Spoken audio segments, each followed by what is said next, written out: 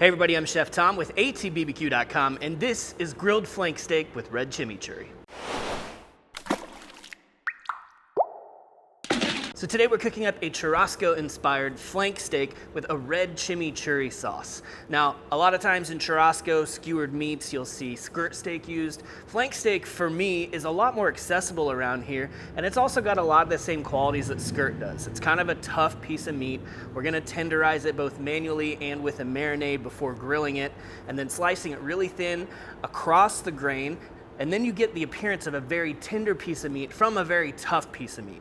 Now to top all that off, we're making this red chimichurri sauce. You guys have seen me make green chimichurris multiple times over the year. What's different about this one is that we're going to incorporate a fire roasted red bell pepper to give it some nice bright red color, some great smoky flavor, and we're gonna make it rustic style, nice and chunky. So let's kick this off by tenderizing and marinating our flank steak. Now this flank steak doesn't need much trimming, but what we are gonna do is a little manual tenderizing, and that means with the meat mallet. We're actually gonna break down some of these fibers, flatten this out just a little bit, and it's gonna help to actually manually tenderize the meat.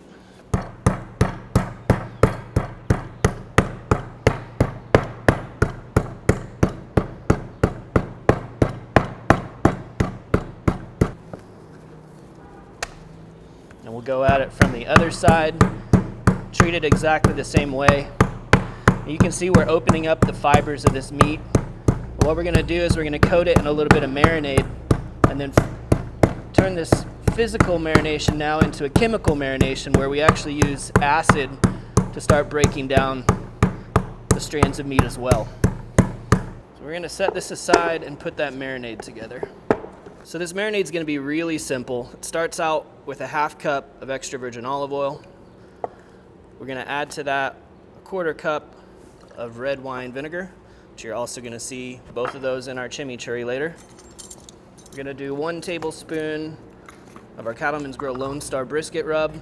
Very basic flavors here, salt, pepper, garlic, celery seed. And then we're gonna add 1 tablespoon of the W sauce, Worcestershire. And then we're gonna grate 1 clove of garlic on the microplane and add that in there as well. And just give this a good shake in our marinade shaker. And it's not even gonna have to be fully submerged. We're just gonna kind of coat the flank steak with this marinade.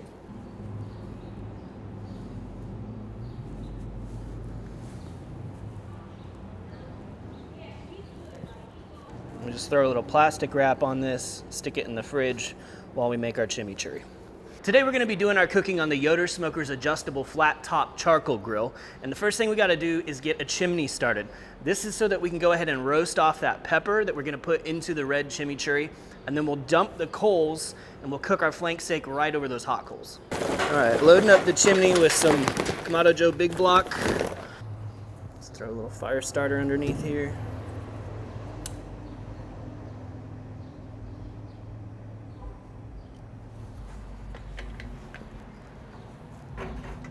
We'll let that go until this kind of sinks down enough that we can fit a grate on top, and we'll go ahead and fire off our pepper while we're waiting for this to finish getting hot. Next, let's do a little bit of knife work, starting with these aromatics. We've got a shallot and a couple cloves of garlic that we're gonna soak in vinegar to kind of mellow out some of that intensity. The other thing you could do with this is you could actually grill the shallot. I've done it that way. I like it that way, but you don't get quite the same like fresh bite out of it that you would when it's completely fresh. We're gonna break this down into really small pieces because again, we're doing everything by knife. We're not gonna use any sort of food processor or anything. It's gonna be a nice rustic chimichurri, but we don't want huge chunks of onion in there. Next, we've got garlic. Just gonna crush that, peel it, and then mince it really fine.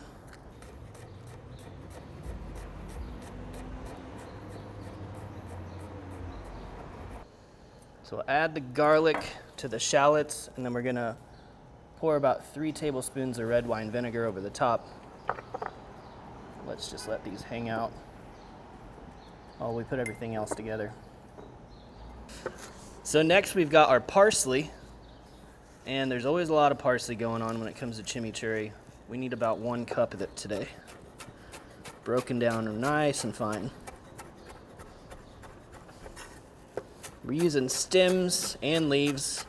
Stems have great flavor and texture to them, so don't be afraid of those. I'm just gonna work this knife through here, sliding and slicing as much as I can rather than mashing and pushing down it. I would rather slice through the leaves and not damage them than mash down on top of them where you just kind of bruise them and then all of that oil from the inside gets left on the board rather than in your sauce. Go ahead and add that right on top. We've got plenty of heat coming off our chimney right now, so we're gonna utilize that while we wait on it to finish all the way to the top. We're gonna do that by roasting off or blackening our pepper here. So I was able to find a sweet pepper, a bell pepper. I kind of wanted something with a little bit more heat, but I couldn't find any Fresnos or red jalapenos. So instead, we're gonna use these little arbol chilies, but they're dried. So I'm just gonna toast them real quick, and then we'll work them into an olive oil that's gonna go into the chimichurri. Now these little guys, they will get bitter if you burn them, so don't leave them on long, probably just about a minute. All right, pepper skin is blackened, so we're gonna throw it now into a container so it can steam, and then we should just be able to wipe away that skin and dice up the flesh. This is looking almost hot all the way to the top. We're gonna dump it out. We're gonna keep it in one concentrated area that's, roughly the size of our flank steak. We need a half cup of extra virgin olive oil for this chimichurri. And what we're gonna do is take these chilies that we just toasted and break them up into this oil. And then I'm gonna use my immersion blender to just fully blitz it into the oil. So this essentially becomes a red pepper infused olive oil.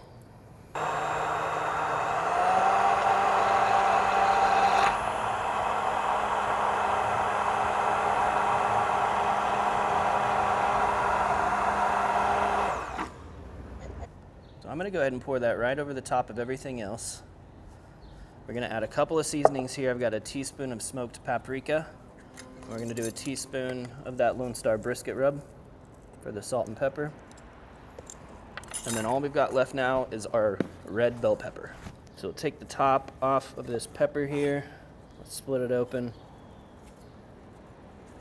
We're gonna get all these seeds and pith out of here. And then the skin. Yeah, see that time in steaming itself in whether it's a bag or a container, whatever it is, as long as it's something enclosed, that steam really helps that skin just fall right off. So now we've got this beautiful, smoky, tender, sweet red bell pepper. We're just gonna mince this up and add it to the chimichurri. All right, let's mix it all up now. Boy, it looks and smells beautiful. All right, I think we're ready to grill our flank. So taking the flank out of the marinade now and just wiping the excess off as I transfer it over, we're gonna leave enough behind to kind of work as a binder for our seasoning. But you can see how this has changed. It went from a deep, deep red to kind of gray on the surface. That's that chemical tenderization that we're talking about, where the acid actually starts to tenderize and almost cook the meat. And we'll keep the seasoning really simple today so that we can really enjoy the flavors of this chimichurri. We're just gonna use, again, our Lone Star brisket rub.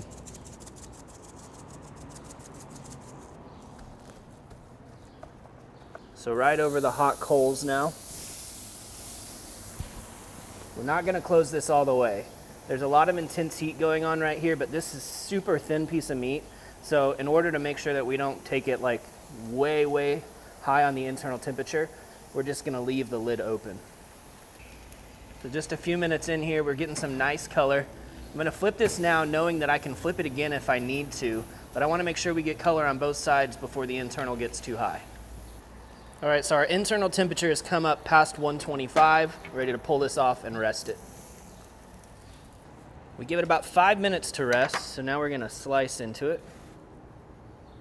Again, we're going across the grain. All the grains run this way, we slice this way.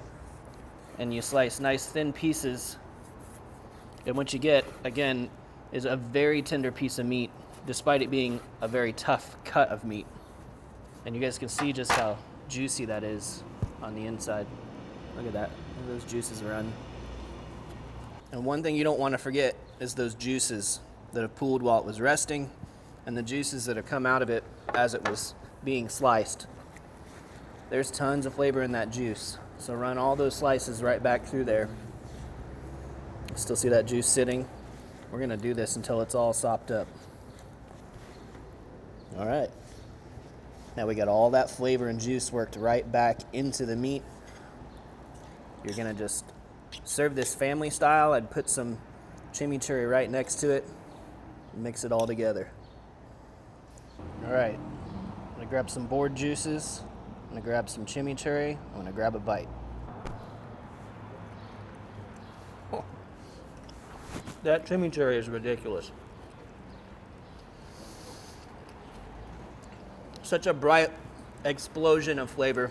There's so much freshness to it. Just a touch of heat from those arbol chilies that we worked into the oil, which you could totally leave out if you didn't want any heat at all. But that is so wonderful with the juicy steak, the smokiness.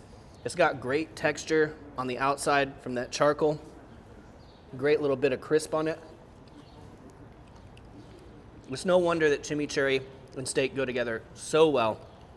It's one of my favorite ways to eat steak. Well, thank you guys so much for watching. Be sure to check out atbbq.com for all the products featured in today's video. If you enjoy the recipe, hit that subscribe button. And if you have any questions or comments or there's anything you'd like to see me cook, let me know in the comment section down below, and let's be good to one another. For more recipes, tips, and techniques, head over to atbbq.com/thesauce. All things barbecue, where barbecue legends are made.